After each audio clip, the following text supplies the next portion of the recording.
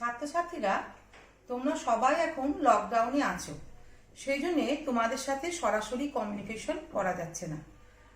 এই জন্যে আমরা আজকে ক্লাসরুমের মাধ্যমে দশম শ্রেণীর কিছু টপিক আলোচনা করব। এই মুহূর্তে তোমাদের সবার একটা তো অসুবিধা হচ্ছে যে সবাই বাড়িতে আছো, কোথাও বেরোতে পারছো না, কিন্তু বাড়িতে থাকলেও বেশ কিছু জিনিস তোমাদের আশেপাশে রয়েছে যেগুলো ব্যবহার করার জন্য তোমরা কিন্তু একটু হলেও স্বস্তিতে আছো। যেমন ধরো, তোমাদের মাথার ওপর ফ্যান ঘুরছে, তোমরা খাটে শুতে পাচ্ছ, তোমাদের নিশ্চয়ই পাকা বাড়ি তৈরি হয়েছে লোহা স্ট্রাকচার দিয়ে। এই যে এত কিছু জিনিস তোমাদের আশেপাশে রয়েছে, আরো ছোট কিছু বলতে পারি, যেমন বাল্ব জ্বলছে, টিউবলাইট জ্বলছে, এই এত যে কিছু জিনিস রয়েছে, এই সমস্ত জিনিসগুলো তোমাদের মনে নিশ্চয়ই প্রশ্ন হয় যে কোথায় তৈরি হয় বা কোথা থেকে আসে। এখন এই প্রশ্নগুলো হয়তো তোমরা বলবে এগুলো বাজার থেকে বাবা কিনে এনেছে বা মা কিনে এনেছে, কিন্তু বাজারে তো এগুলো আসতে হয়, তাহলে বাজারে এগুলো কোথা থেকে আসে? আসলে বাজারে এগুলো আসে তোমরা জানো নিশ্চয়ই কারখানা থেকে।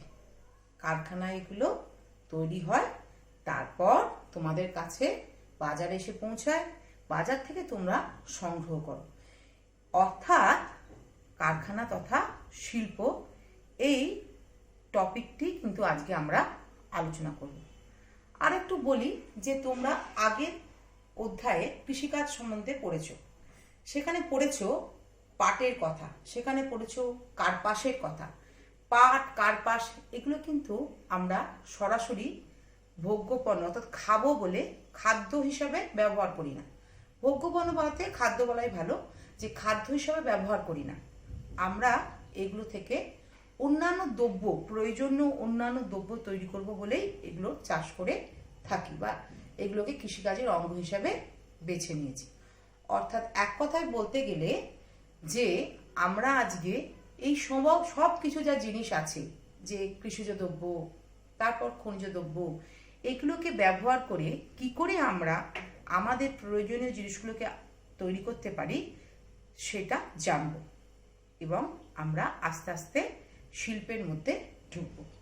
দেখো, আমি লিখে দিয়েছি আজকে দশম শ্রেণীর ভারতের শিল্প পড়াবো। এর আলোচ্য বিষয়গুলো আমি লিখেছি। কি লিখেছি? শিল্প কি বা শিল্প কাকে বলে, হোয়াট ইজ ইন্ডাস্ট্রি, শিল্প স্থাপনের কারণ, reason for establishment of industry. 3 number topic, বিশুদ্ধ ও অবিশুদ্ধ কাঁচামালের ধারণা, পিওর অ্যান্ড ইমপিওর র ম্যাটেরিয়াল। কাঁচামাল ভিত্তিক শিল্পের শ্রেণীবিভাগ, ক্লাসিফিকেশন অফ ইন্ডাস্ট্রি। এখানে একটা কথা তোমাদের বলে রাখি, যে এই যে তোমাদের আমি লিখেছি বিশুদ্ধ অবিশুদ্ধ কাঁচামালের ধারণা, এটা একদম নতুন টপিক। এটাকে আমি মেটেরিয়াল ইন্ডেক্স এর ওপর ভিত্তি করে পড়াতে চাই। এটা তোমাদের ভালো লাগবে এবং নতুন জিনিসগুলো তোমরা একটু ভালো করে নিশ্চয়ই শুনবে। দেখো, প্রথম যে টপিকটা আমরা বেছেছি, আলোচ্য বিষয়ের প্রথম টপিক হচ্ছে যেটা শিল্প কি। এই যে শিল্প কি তুমি দেখছো, শিল্প কি বা শিল্প কাকে বলে, তোমরা ছোটবেলা থেকেই এই শিল্প, শিল্পী এই কথাগুলোর সঙ্গে পরিচিত। কেউ ভালো গাইতে পারে, কেউ ভালো আঁকতে পারে, কেউ বা ভালো কবিতা লিখতে পারে, তখন বলো এরা হচ্ছে খুব ভালো শিল্পী। অর্থাৎ এখানে শিল্প কথাটা কিসের সঙ্গে জড়িত? ফাইন আর্টসের সাথে। কিন্তু আমরা যারা ভূগোল বিষয় এখানে আলোচনা করছি শিল্প নিয়ে, তারা কিন্তু ফাইন আর্টস নয়। আমাদের কাছে শিল্প মানে হচ্ছে যন্ত্র শিল্প। শিল্প মানে হলো, আবারও বলি, যন্ত্র শিল্প। তাহলে আমরা সরাসরি শিল্প কি জানি বা শিল্পের সংজ্ঞাটা জানি। শিল্প হলো এমন একটি বিষয় যেখানে দেখা যাচ্ছে যে প্রাকৃতিক যে সমস্ত উপাদানগুলো আছে, প্রাণীজ, বনজ, খনিজ, এই সমস্ত উপাদানগুলিকে যখন আমরা যন্ত্রের সাহায্যে নতুন ভোগ্যপণ্যে রূপান্তর করি, অর্থাৎ এর কার্যকারিতা বাড়াই, এর মডিউল চেঞ্জ করি, তখন একে বলা হচ্ছে শিল্প। এক কথায় তুমি বলতে পারো, প্রাথমিক উৎপাদিত দ্রব্যগুলোকে যখন বিভিন্ন টেকনোলজির সাহায্যে বা যন্ত্রের সাহায্যে নতুন আরেক ধরনের প্রয়োজনীয় দ্রব্যে রূপান্তর করা হয়, তখন তাকে শিল্প বলে। এবার দেখো এই যে শিল্প, এটা কিন্তু একটা সেকেন্ডারি অ্যাক্টিভিটির কাজ। তোমরা প্রাইমারি অ্যাক্টিভিটি পড়েছো। প্রাইমারি অ্যাক্টিভিটিতে কি পড়েছো না, এই যে তোমার বনজ দ্রব্য আহরণ, খনিজ দ্রব্য আহরণ, কৃষিকাজ, এগুলো হচ্ছে প্রাইমারি অ্যাক্টিভিটির আওতায় পড়ে। আর এই শিল্প হলো সেকেন্ডারি অ্যাক্টিভিটির আওতায় পড়ে। দেখো আমি লিখেছি সেকেন্ডারি অ্যাক্টিভিটি বলে লিখে দিয়েছি। ঠিক আছে, তাহলে শিল্প কি বা শিল্প কাকে বলে আশা করি তোমাদের আমি বোঝাতে পারলাম। এবার আমি তাহলে দ্বিতীয় টপিকে চলে যাই। দেখো দ্বিতীয় টপিকে কি আছে না, শিল্প স্থাপনের কারণ। দেখো আমি লিখেছি প্রাকৃতিক কারণ, অর্থনৈতিক কারণ। আমি একে একে বলবো। প্রাকৃতিক কারণ দেখো আমি আবার এখান থেকে এখানে হেডিং করেছি, প্রাকৃতিক কারণটা এখানে হেডিং করেছি, লিখেছি ভৌগোলিক অবস্থান। প্রথমেই লিখেছি ভৌগোলিক অবস্থান। এই ভৌগোলিক অবস্থান নিয়ে প্রথম আলোচনা আমাদের শুরু করি। দেখো ভৌগোলিক অবস্থান যে কি, এইটা কিন্তু তোমরা ক্লাস 10-এর ছেলেমেয়েরা নিশ্চয়ই জানো। On behalf of Latitude and longitude কিভাবে লোকেশন বার করতে হয়, একটা পৃথিবীর কোথায় কি দেশ আছে তারই বা লোকেশন কি, এগুলো কিন্তু তোমরা অলরেডি শিখে এসেছো। এবার দেখো আমি আমার মতো করে তোমাদের একটু বোঝানোর চেষ্টা করছি। এই দেখো আমাদের আমি একটা এখানে এঁকে রেখেছি এই চিত্রতে, যেখানে আমি 0 degree, 23.5 degree north, 66.5 degree north, 90 degree north, আর এদিকে সেম ওয়েতে 23.5 degree south, 66.5 degree south, 90 degree south এঁকেছি। এবার দেখো তোমরা জানো এই যে 23.5 ডিগ্রি নর্থ, এটাকে বলা হয় টপিক অফ ক্যান্সার বা কর্কট ক্রান্তি রেখা, আর এটাকে বলে টপিক অফ ক্যাপ্রিকন বা মকর ক্রান্তি রেখা। তাহলে দেখো এইটুকু যে জোন দেখতে পাচ্ছ, এই জোনটাকে বলা হয় টরিক জোন বা উষ্ণ জোন। এই জোনটাকে বলা হয় টরিক জোন বা উষ্ণ জোন, এটা তোমরা জানো। আবার দেখো এই 23.5 ডিগ্রি নর্থ থেকে 66.5 ডিগ্রি নর্থ, এদিকে 23.5 ডিগ্রি সাউথ থেকে 66.5 ডিগ্রি সাউথ, এটা হচ্ছে টেম্পারেট জোন। ঠিক আছে, তাহলে এই টরিক জোন আর টেম্পারেট জোন, টরিক জোন আর টেম্পারেট, উষ্ণ আর সমষ্ণ জোন, এই যে জোনটা দেখলে সমষ্ণ, ভুল বললাম, উষ্ণ বা ও নাতিশীতোষ্ণ জোন, এই যে জোনটা তোমরা দেখতে পাচ্ছ, এই টোটাল জোনটা কিন্তু ক্লাইমেট সম্বন্ধে তোমরা ওয়াকিবহ। এরপর রয়েছে যে জোনটা 66.5 ডিগ্রি নর্থ থেকে 90 ডিগ্রি নর্থ, 66.5 ডিগ্রি নর্থ থেকে 90 ডিগ্রি সাউথ। এই জোনটা দেখো, এই জোনটা কিন্তু হিমমণ্ডলের আওতায় পড়ে। মানে মোটামুটি এখানে তুষারে ঢাকা অঞ্চল, কিছু কিছু জায়গায় চির তুষার অঞ্চল আছে, পারমাফ্রস্ট রিজিয়ন, তুমি জানো বোধহয়। এই অঞ্চলে কিন্তু শিল্পের সেরকম সমাবেশ করা বেশ কষ্টকর। নেই বলবো না, শিল্প নেই বলা যাবে না, কিন্তু শিল্প স্থাপন করার ক্ষেত্রে এই অঞ্চলটা কিন্তু খুব উপযুক্ত নয়। এছাড়া যে বাকি অঞ্চলটুকু রয়েছে, বাকি অঞ্চলটা মানে উষ্ণ আর নাতিশীতোষ্ণ মণ্ডল যেটা রয়েছে, এইটুকু অঞ্চল কিন্তু শিল্পের জন্য বেশ উল্লেখযোগ্য। আর এটা তোমরা ভালোভাবেই জানো, আমাদের এটা ইন্ডিয়ার ম্যাপ, তুমি বুঝতেই পারছো, হয়তো একটু এদিক ওদিক হয়েছে ম্যাপটা, ভালো করে খেয়াল করে দেখো। এটা হচ্ছে ট্রপিক অফ ক্যান্সার মানে কর্কট ক্রান্তি রেখা। এটা তোমরা জানো যে ভারতের মাঝ বরাবর, প্রায় মাঝ বরাবর ট্রপিক অফ ক্যান্সার বা কর্কট ক্রান্তি রেখাটি গেছে, যেটা উপর দিকটা আমরা দেখতে পাচ্ছি, তার মানে এখানটা নাতিশীতোষ্ণ মণ্ডলের মধ্যে পড়ছে, আর এই জোনটা পড়ছে উষ্ণ মণ্ডলের মধ্যে। তাহলে এই দুটো জোনই তার মানে দেখতে পাচ্ছ যে এইটুকু জায়গার মধ্যে তোমার এই অংশগুলো রয়েছে। তাহলে এই জোনটা কিন্তু, অর্থাৎ ভারতবর্ষ, এক কথায় ভারত, ভারতবর্ষ, ভারত কিন্তু এক কথায় বলতে পারো যে পুরোপুরিভাবে শিল্প স্থাপনের একটি উপযুক্ত স্থান। ঠিক আছে, ভৌগোলিক দিক দিয়ে, ভৌগোলিক অবস্থানের দিক দিয়ে ভারত কিন্তু শিল্প স্থাপনের জন্য বেশ উপযুক্ত একটা জায়গা। তাহলে জিওগ্রাফিক্যাল লোকেশন সম্বন্ধে নিশ্চয়ই একটা তোমাদের আইডিয়া আমি দিতে পারলাম। এরপর আমরা যেটা আসছি কাঁচামাল। দেখো কাঁচামাল ব্যাপারটা তোমাদের বলি যে কাঁচামাল বিভিন্ন ধরনের হতে পারে। যেমন হচ্ছে পেরিসেবল গুড মানে হচ্ছে পচনশীল দ্রব্য, পেরিসেবল গুড মানে পচনশীল দ্রব্য। আর কি হতে পারে, বিশুদ্ধ কাঁচামাল, অবিশুদ্ধ কাঁচামাল হতে পারে। আর কি হতে পারে না, বনজ কাঁচামাল হতে পারে। আর কি হতে পারে না, তোমরা জানো যে এছাড়াও যেমন তোমরা দেখতে পাচ্ছ যে খনিজ কাঁচামাল হতে পারে। এরকম বিভিন্নভাবে কাঁচামালকে ভাগ করা যেতে পারে। তবে আমি বিশেষ এর মধ্যে যাচ্ছি না, কারণ কাঁচামালের একটা ধারণা তোমাদের আলাদা করে আমি দেব, এই বিশুদ্ধ অবিশুদ্ধ কাঁচামাল বলে একটা আলাদা ধারণা তোমাদের আমি দেব। সেই জন্য আমি বেশি না বলে এইটুকু বলতে পারি যে একটা কারখানা যদি স্থাপন করতে হয়, একটা শিল্প স্থাপন করতে হয়, তাহলে কাঁচামালের কিন্তু একটু কেন বিশেষ গুরুত্বপূর্ণ ভূমিকা রয়েছে। একটু বললে অনেক ভুল হয়, বিশেষ গুরুত্বপূর্ণ একটা ভূমিকা রয়েছে এই কাঁচামালের একটা শিল্প স্থাপনের ক্ষেত্রে। আচ্ছা, এবার তো কাঁচামাল হলো, এরপর আমি চলে আসছি যেটা 3 নম্বর পয়েন্ট, জলের প্রাচুর্যতা। দেখো, জল ছাড়া কিন্তু একটা কারখানা স্থাপন করা বেশ কষ্টকর। জল ছাড়া হবে নাই তুমি বলতে পারো। তুমি যদি কোনোদিন এই ব্যান্ডেল হয়ে শেওড়াফুলি হয়ে টুয়ার্ডস হাওড়ার দিকে যাও, দেখবে গঙ্গা নদীর 2 তীরে প্রচুর কারখানা আছে, প্রচুর কারখানা। ম্যাক্সিমাম কারখানাগুলি হচ্ছে পাটকল কিংবা কার্পাস পয়েন্ট কেন্দ্র। তবে কারখানাগুলি দেখলেই তুমি বুঝতে পারবে জলের প্রাচুর্যতা আছে বলেই কিন্তু এই নদীর ধারে কারখানাগুলো গড়ে উঠেছে। তাই আমি বলতেই পারি বা তোমরা চিন্তা করতেই পারো যে জলের প্রাচুর্যতা যেখানে থাকবে সেখানেই কারখানা গড়ে উঠবে। সে তোমার নদী হতে পারে, বড় অনেক সময় দেখতে পাওয়া যায় গোটা ভারতবর্ষের সিনারিও যদি দেখো, অনেক সময় বড় জলাশয়ের উপর ভিত্তি করেও কিন্তু দেখতে পাওয়া গেছে যে কারখানা গড়ে উঠেছে। এক কথায় কনক্লুশন হতে পারে যে জল থাকলেই তবেই কারখানা গড়ে তোলা যাবে। নেক্সট হচ্ছে দেখো কি আসছে না, জলবায়ু। এই জলবায়ু ব্যাপারটা ক্ষুদ্র বৃহৎ 2 সেন্সে বলা যায়, তবে তোমাদেরকে আমি ক্ষুদ্র সেন্সে একটু আলোচনা করছি।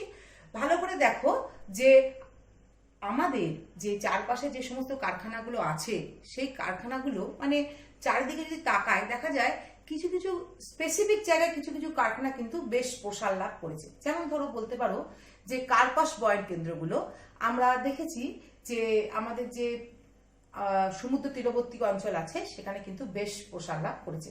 অর্থাৎ এই আর্দ্র আবহাওয়ায় কার্পাস পয়েন্ট কেন্দ্র কিন্তু খুব ভালো হয়। তার মানে এই নয় যে শুষ্ক অঞ্চলে একদমই হবে না, তা কিন্তু নয়।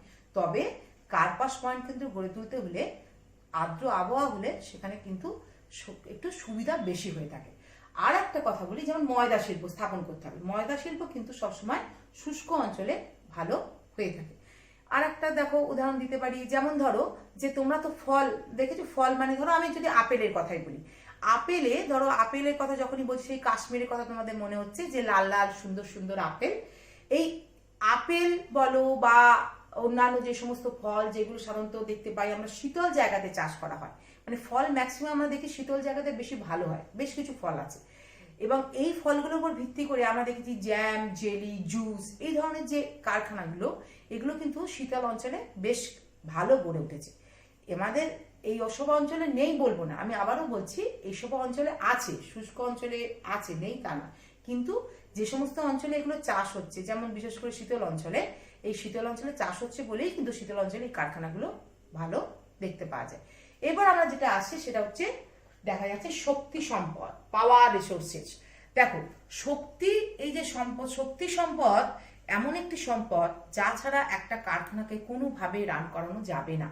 এটা তো এরকম নয় যে কারখানা মানে একটা ছোট্ট একটা জিনিস যাকে আমি হাতে করে সবকিছু করে দিতে পারবো, না, কোনোভাবেই সম্ভব নয়। যন্ত্রগুলো ম্যাক্সিমামই হচ্ছে তোমার শক্তির দ্বারা রান করানো হয়ে থাকে।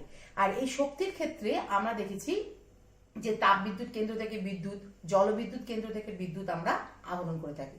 এছাড়াও আমরা দেখেছি অচিরাচরিত শক্তির উপর ভিত্তি করেও কিন্তু বেশ কিছু কারখানা চলে। বিশেষ করে গুজরাটে যদি যাও দেখবে অনেক উইন্ড মিল আছে, সেখানে কিন্তু এই পদ্ধতিতে তোমার কি হচ্ছে একটা কারখানাকে বা ইন্ডাস্ট্রিকে রান করানো হচ্ছে।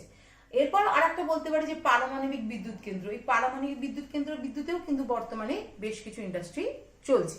তাহলে দেখা যাচ্ছে কি না, শক্তি সম্পদেরও কিন্তু একটা বিশেষ গুরুত্ব আমাদের কাছে রয়েছে, যার দ্বারা কিন্তু যেটা কারখানা স্থাপন করার জন্য খুবই উল্লেখযোগ্য। আচ্ছা ছাত্রছাত্রীরা, এবার দেখো আমরা অর্থনৈতিক কারণে এসেছি। আমরা দেখেছিলাম শিল্প স্থাপনের কারণের মধ্যে প্রাকৃতিক আর অর্থনৈতিক দুটো বিষয় আছে। প্রাকৃতিক অলরেডি বলেছি। অর্থনৈতিক কারণের ক্ষেত্রে দেখো প্রথম কারণ হচ্ছে সেটা হচ্ছে শ্রমিক। এই শ্রমিকের ক্ষেত্রে তোমাদের বলি যে একটা কারখানা রান করতে গেলে লেবার ছাড়া কিন্তু চলে না। এই লেবারেরও আবার দক্ষ অদক্ষ 2 ধরনের ভাগ আছে, তুমি জানো। একটা শ্রমিক একটা কারখানা স্থাপনের জন্য একটা গুরুত্বপূর্ণ বিষয়, এবং দক্ষ অদক্ষ শ্রমিকের যেখানেই তোমার সাপ্লাই থাকবে সেখানেই কিন্তু মানুষ কারখানা তৈরি করার চেষ্টা করবে। এর সঙ্গে একটা কথা আজকে বলা অবশ্যই দরকার, যে নতুন একটা জিনিস বর্তমানে চলছে যেটা বেশ কিছু বছর ধরে লক্ষ্য করা যাচ্ছে। যেমন হচ্ছে ধরো যে বেশ কিছু বহুজাতিক সংস্থা আছে, তারা কিন্তু কি করছে, শ্রমিকদের একটা জায়গায় কি হচ্ছে একসঙ্গে অ্যাকুমুলেট করছে, তারপর তারা বিভিন্ন ক্ষেত্রে তাদেরকে নিয়োগ করছে। এইকে বলছে আউটসোর্সিং। মানে এমনি তোমরা দেখবে কোশ্চেনের জন্য অনেক সময় দেখতে পাবে ভবিষ্যতে যে আউটসোর্সিং কাকে বলে। তার মানে হচ্ছে কি না, শ্রমিকদের একসাথে করে, বিশেষ করে দক্ষ শ্রমিকদের একসাথে করে বিভিন্ন জায়গায় নিয়োগ করা, এটা বহুজাতিক সংস্থার মাধ্যমে সাধারণত হয়ে থাকে, তাকে আমরা আউটসোর্সিং বলে থাকি। নেক্সট যা আসে সেটা হচ্ছে চাহিদা বা ডিমান্ড। তুমি জানো চাহিদা এই ব্যাপারটা কার ওপর, আমরা চাহিদা আর যোগান এই দুটোর উপর নির্ভর করে কিন্তু আমরা কি করি, একটা জায়গার বাজার নির্ধারণ করি। তার মানে আমি সেই জিনিসটারই উৎপাদন করব যে জিনিসটার বর্তমানে চাহিদা আছে। যে জিনিসটার চাহিদা নিশ্চয়ই সেই জিনিসটা উৎপাদন করব না। অর্থাৎ আমাদের দেশে বলো, দেশে যে জিনিসটার চাহিদা আছে, মানুষ যে জিনিসটা চাইছে, তার উপর ভিত্তি করেই কিন্তু আমরা শিল্প স্থাপন করব। তারপরে কি আছে দেখো, মূলধন। এবার দেখো একটা এত বড় কারখানা স্থাপন করা, তার জন্য জায়গার প্রয়োজন, তার জন্য পরিবহন ব্যবস্থার প্রয়োজন, তার জন্য বিভিন্ন যন্ত্রপাতির প্রয়োজন, লেবারদের তোমার পেমেন্ট করার প্রয়োজন। এই সব কিছু একত্রিত করতে হলে তাহলে অর্থের তো প্রয়োজন আছেই। সেই জন্য দেখা যাচ্ছে অনেক ক্ষেত্রে সরকারি সংস্থাও ভারতবর্ষে প্রচুর রয়েছে, যেমন দেখতে পাচ্ছ ইসকো, হ্যাঁ, এটা হচ্ছে আমাদের একটা লৌহ ইস্পাত শিল্প কেন্দ্র সরকারের। আবার দেখা যাচ্ছে প্রাইভেট সেক্টরও আছে, যেমন TISCO, tata iron steel company, এটা কিন্তু টাটা গ্রুপ অফ যে ইন্ডাস্ট্রি আছে তাদের তৈরি করা একটা কারখানা। আবার দেখতে পাওয়া যাচ্ছে অনেক সময় জয়েন্ট ভেঞ্চারে সরকার বেসরকারি মানে সরকারও কিছু টাকা ইনভেস্ট করেছেন, বেসরকারি সংস্থাগুলো কিছু টাকা ইনভেস্ট করেও কিন্তু শিল্প তৈরি হচ্ছে। তাহলে মূলধনের কিন্তু বিভিন্ন রকম যোগানের ব্যবস্থা রয়েছে যার উপর ভিত্তি করে শিল্প তৈরি হয়। তারপর লাস্ট যেটা আসছি সেটা হচ্ছে পরিবহন। দেখো পরিবহন কিন্তু উভমুখী একটা ব্যাপার আছে, যেমন হচ্ছে দেখো কাঁচামাল আনতে হলেও কিন্তু পরিবহনের দরকার, আবার উৎপাদিত দ্রব্যকে তুমি যদি বিক্রি করতে হয় বাজারে বা বাজারে পৌঁছে দিতে হয় তার জন্য কিন্তু পরিবহন দরকার। এবার পরিবহনের বিভিন্ন মাধ্যম আছে, তবে দেখা যাচ্ছে যে অল্প বিস্তর পরিবহনের জন্য তুমি সড়ক পথকে বেছে নিতে পারো, আবার দেখা যাচ্ছে মধ্যম রকমের পরিবহনের জন্য তোমাকে কিন্তু রেলপথকে বেছে নিতে হবে।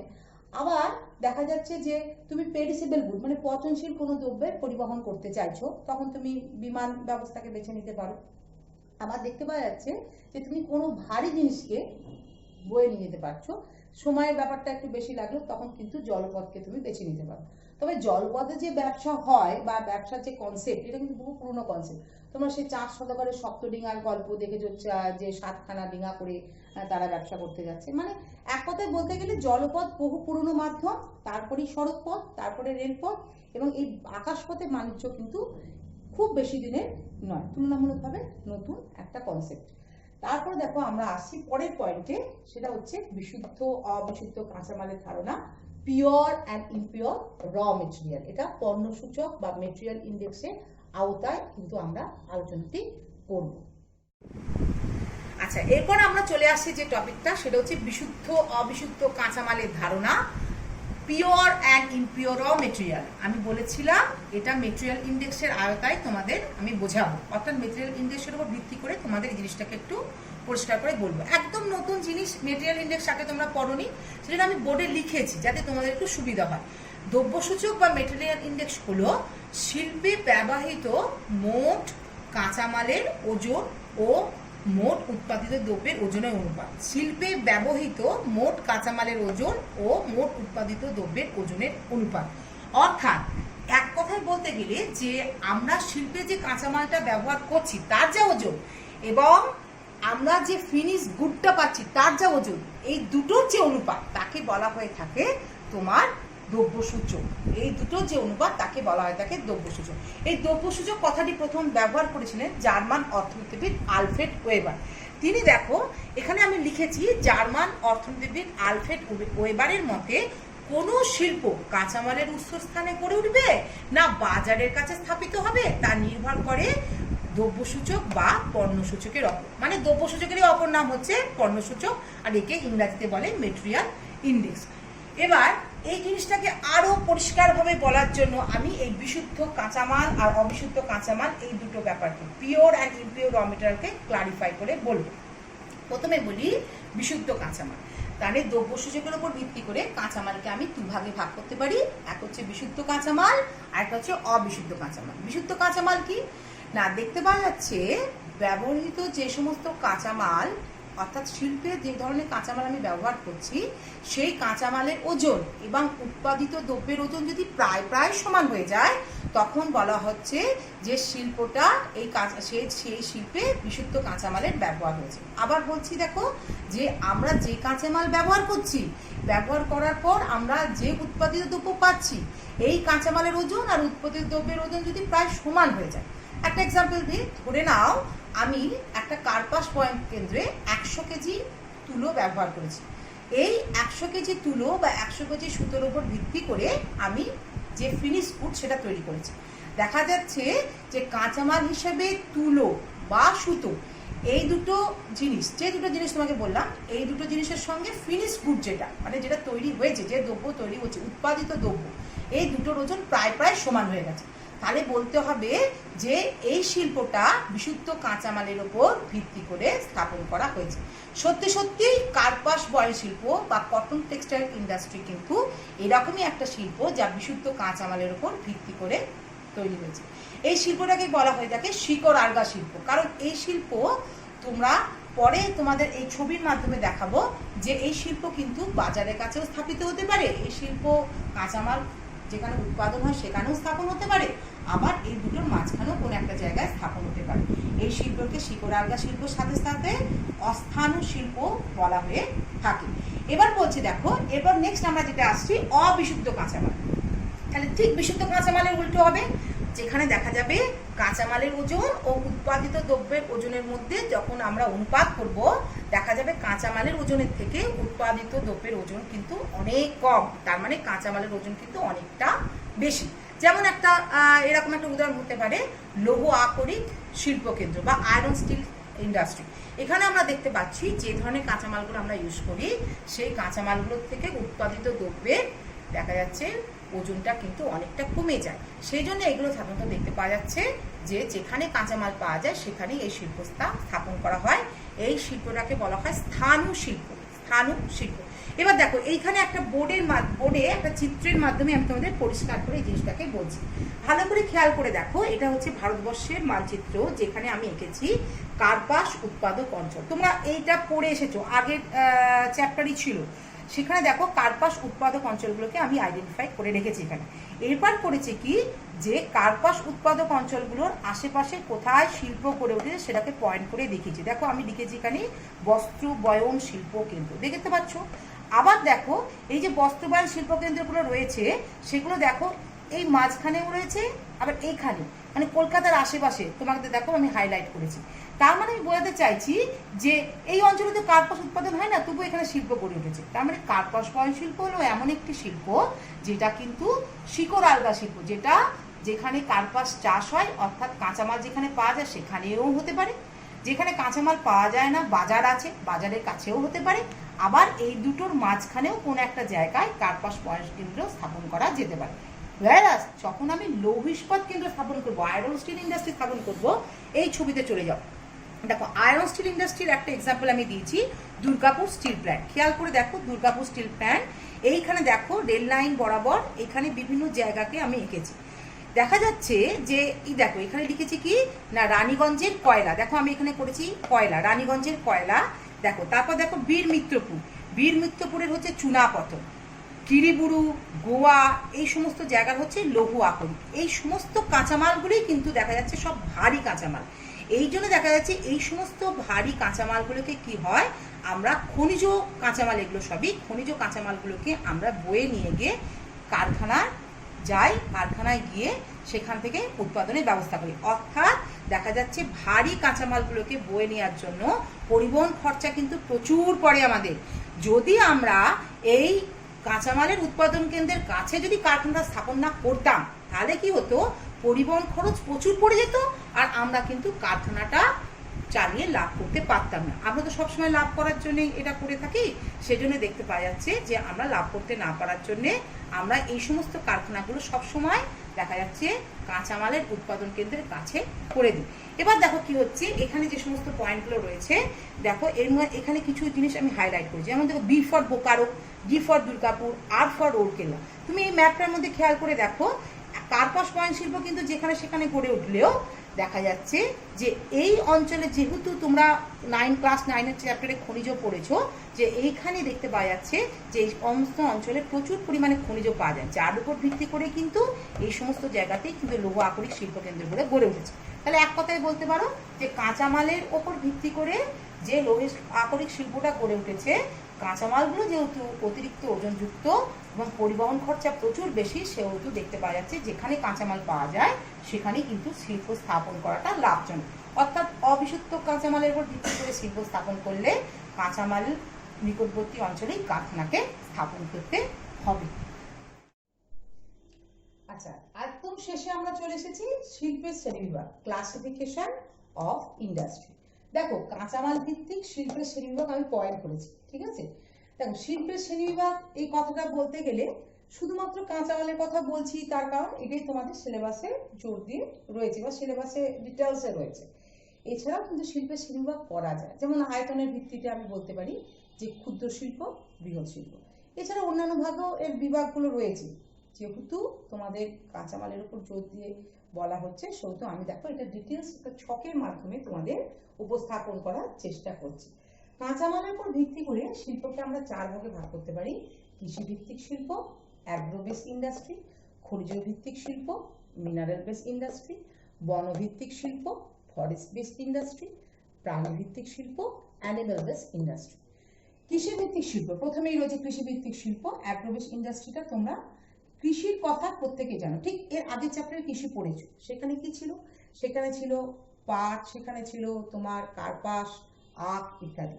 এই যে জিনিসগুলো আছে, এগুলোর উপর ভিত্তি করে যখন আমরা কোনো শিল্প স্থাপন করছি, তখন তাকে বলা হচ্ছে কৃষি ভিত্তিক শিল্প। উদাহরণস্বরূপ আমি তোমাদের কি দিয়েছি? কার্পাস বয়ন শিল্পের উদাহরণ দিয়েছি। কার্পাস বয়ন শিল্প যেহেতু একটু ডিটেলসে একটুখানি গুলো বলেছি, সেহেতু তোমাদের এই উদাহরণটা আমি দিয়েছি। এছাড়াও তোমরা বলতেই পারো পাট শিল্প, বলতেই পারো চিনি শিল্প, এগুলো কিন্তু উদাহরণ দিতে পারো। এবার আছে খনিজ ভিত্তিক শিল্প, মানে মিনারেলস ইন্ডাস্ট্রি। এই মিনারেলটা সম্বন্ধে তোমরা জানো, ক্লাস 9-এ কিন্তু ডিটেলসে তোমরা পড়ে এসছো।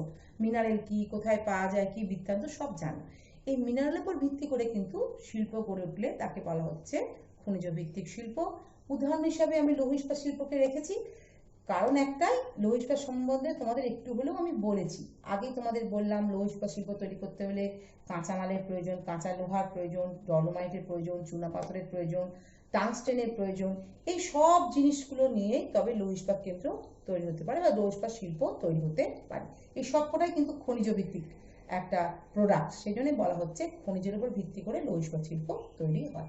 এছাড়া অন্যান্য শিল্পও আছে যা খনিজের উপর ভিত্তি করে তৈরি হতে পারে। এবার আসছে যেটা, সেটা হচ্ছে বনভিত্তিক শিল্প, forest based industry. Forest based industry মানে বন থেকে যে আমরা জিনিসগুলো পাই। যেমন ধরো আমরা পেয়ে থাকি নরম কাঠ, সর্ববৃহৎ অঞ্চলে নরম কাঠের উপর ভিত্তি করে আমরা কাগজ শিল্প তৈরি করি। খুব ইম্পর্টেন্ট একটা শিল্প কাগজ শিল্প, এটা কিন্তু বনভিত্তিক একটা শিল্পের উদাহরণ। এছাড়া অন্য উদাহরণ তুমি দিতে পারো, যেমন রবার শিল্পের উদাহরণ তুমি দিতে পারো, এটাও বনভিত্তিক শিল্পের একটা উদাহরণ।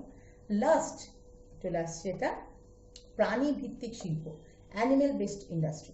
প্রাণীকে ভিত্তি করে, প্রাণীজ প্রোডাক্ট, হ্যাঁ, যেমন তুমি একদম সোজা একদম যেটা দেখতে পাও পাড়ায় পাড়ায়, সেটা হচ্ছে ডেয়ারি প্রোডাক্ট, যেমন মাদার ডেয়ারি রয়েছে, প্রাণী ভিত্তিক প্রোডাক্টের উদাহরণ।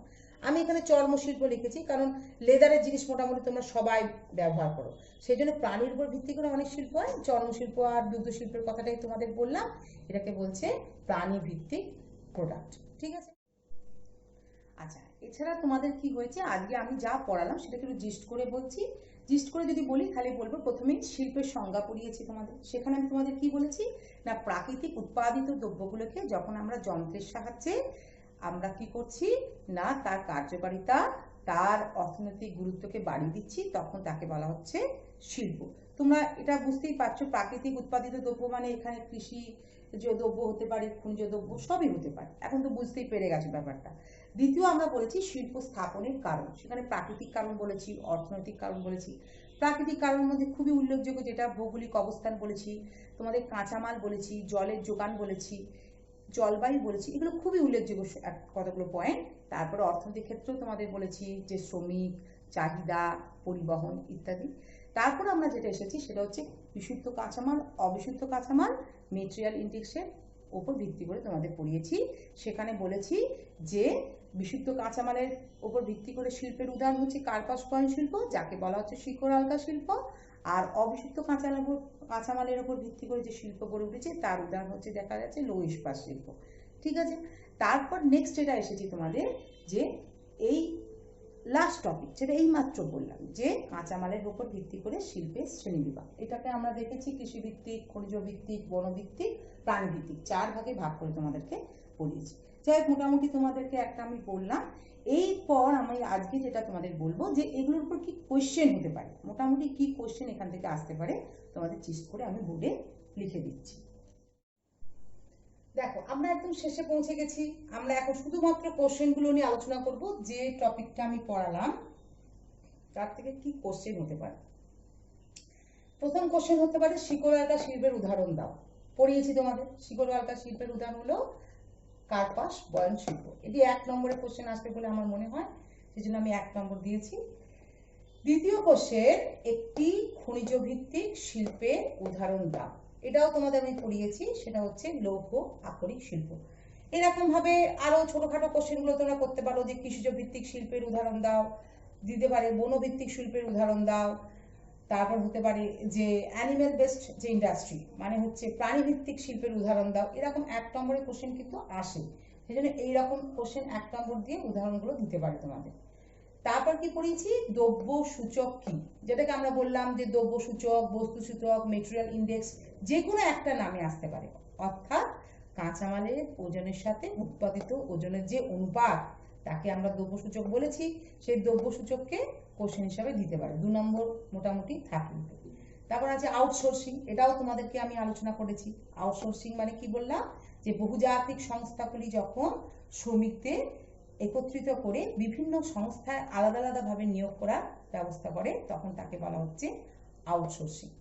তারপর আছে দেখো কাঁচামালের উপর ভিত্তি করে শিল্পের শ্রেণীবিভাগ। একদম শেষে তোমাদের পড়িয়েছি যেটা agro base industry, mineral base industry, তারপর হচ্ছে ফরেস্ট বেস ইন্ডাস্ট্রি, আর লাস্ট ছিল অ্যানিমাল বেস ইন্ডাস্ট্রি। এটাকে তুমি উদাহরণ দিয়ে যদি বলো তাহলে 5 নম্বর মোটামুটি দিয়ে একটা কোশ্চেন কিন্তু করা যেতে পারে, বা কোশ্চেন হয়ও। লাস্ট হচ্ছে দেখো শিল্প গড়ে ওঠার 5টি অনুকূল পরিবেশ।